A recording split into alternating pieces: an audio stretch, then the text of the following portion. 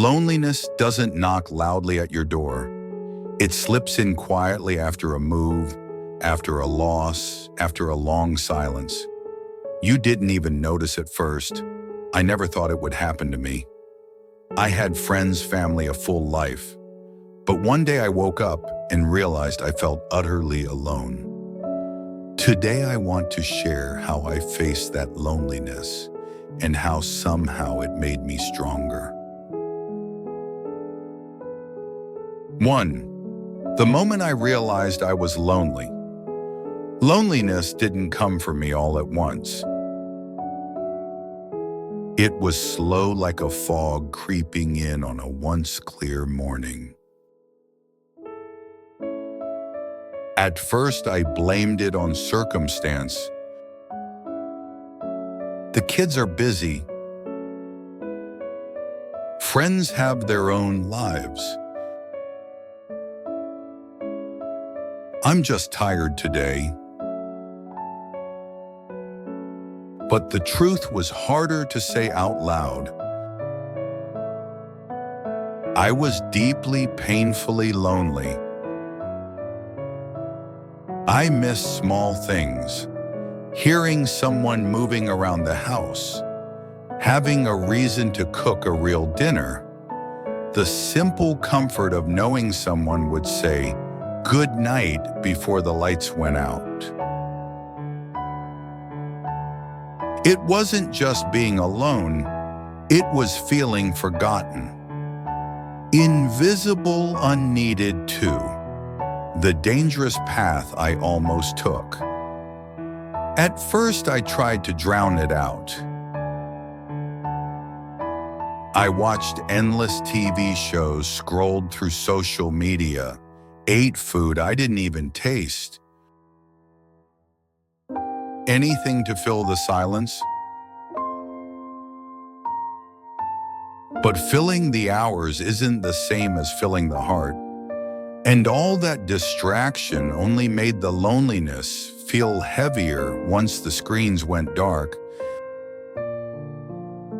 There were nights I sat in my kitchen and thought,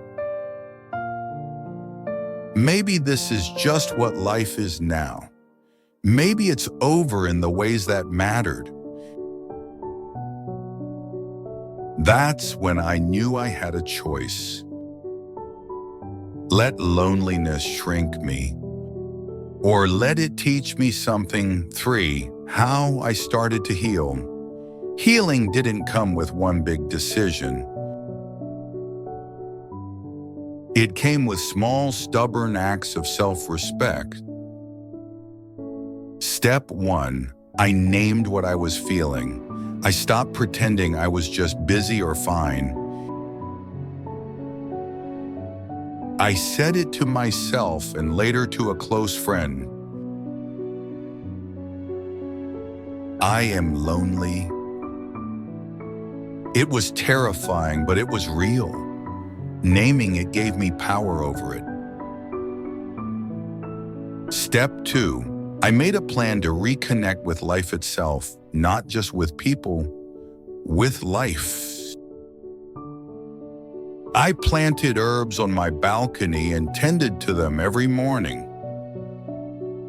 I signed up for a pottery class, even though I was scared to go alone. I started a journal writing 3 things each day that made me feel alive. Small things, quiet victories. Connection doesn't always begin with other people. Sometimes it begins with remembering you are alive. Step 3. I worked on my emotional independence. I realized I had spent too many years tying my happiness to someone else's attention, someone else's approval. So I began building a life that felt good, even if no one else noticed. I dressed up for myself. I made my favorite meals even when no one else was coming. I created rituals like lighting a candle before dinner, to make each day sacred. I stopped waiting for someone to invite me into life. I invited myself. For year 4, the power of being alone. Not lonely. There's a difference between being alone and being lonely. Being alone can be peaceful. Loneliness is the belief that being alone makes you lesser. Once I stopped believing loneliness was a curse, I saw it differently. Alone, I could choose what truly nourished me. Alone, I could hear my own heart clearly. Alone, I rediscovered my strength, the kind that doesn't depend on anyone else. I wasn't invisible, I wasn't forgotten. I was still here, still breathing, still worthy of joy. Practical advice if you're facing loneliness.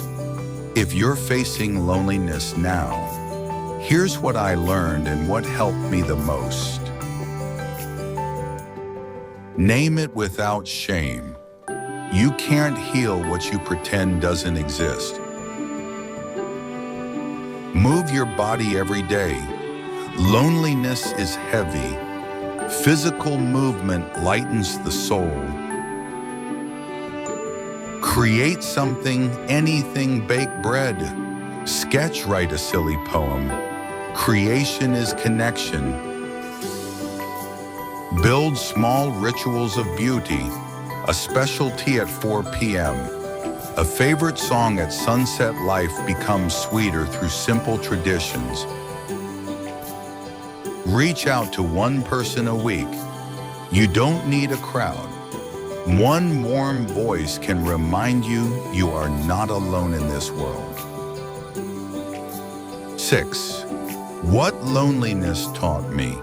I used to think loneliness was a signal that my life was shrinking. Now I see it as an invitation. An invitation to come home to myself, build a life I love with or without an audience.